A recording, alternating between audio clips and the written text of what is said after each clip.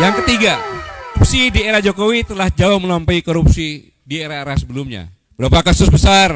Contohnya kasus PT Asabri 23,74 triliun, Jiwasraya 13,7, EKTP 2,3, TPP 37,8, Bansos Covid 1,2, kasus BTS 8 triliun, total kerugian negara 93,32 triliun. Ini fenomena gunung es yang ketangkep saja, yang belum ketangkep pasti akan lebih. Dan ini secara tidak langsung Undang-Undang Omnibus Law sama korupsi yang besar ini adalah merampas hak-hak generasi muda ke depan. Karena APBN ini adalah untuk pembiayaan pembangunan yang disiapkan untuk generasi yang akan datang. Demikian juga tentang masalah sumber daya alam yang kita miliki. Sudah dihabiskan. Jadi generasi yang akan datang tinggal gigit jari. Belum marah ya? Oke, enggak apa-apa. Selanjutnya, dalam tanda kutip pengkhianatan di IKN.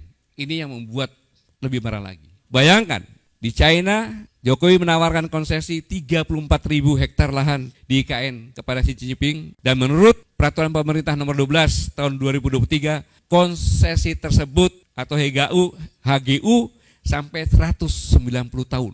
190 tahun.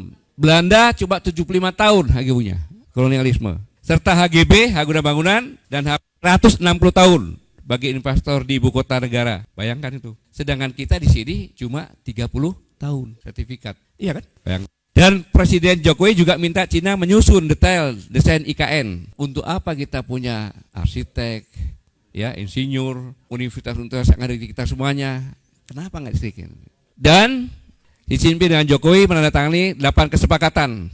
Ada 4 kesepakatan yang sangat berbahaya. Pertama, Cina akan menjadi driver utama penyelesaian IKN.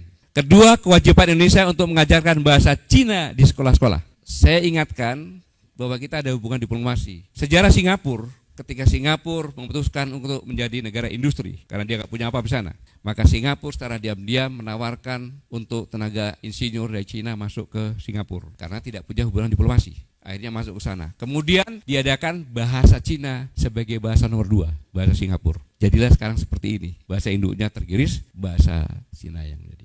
Kita punya hubungan diplomasi, jadi akan lebih cepat seperti Singapura kalau kita tidak marah dan diam-diam saja. Selanjutnya selain kewajiban untuk mengajarkan bahasa Cina di sekolah-sekolah, membuat 30 rumah sakit Cina di kota-kota besar. 30 rumah sakit di kota-kota besar. Bayangkan nih, apa yang terjadi.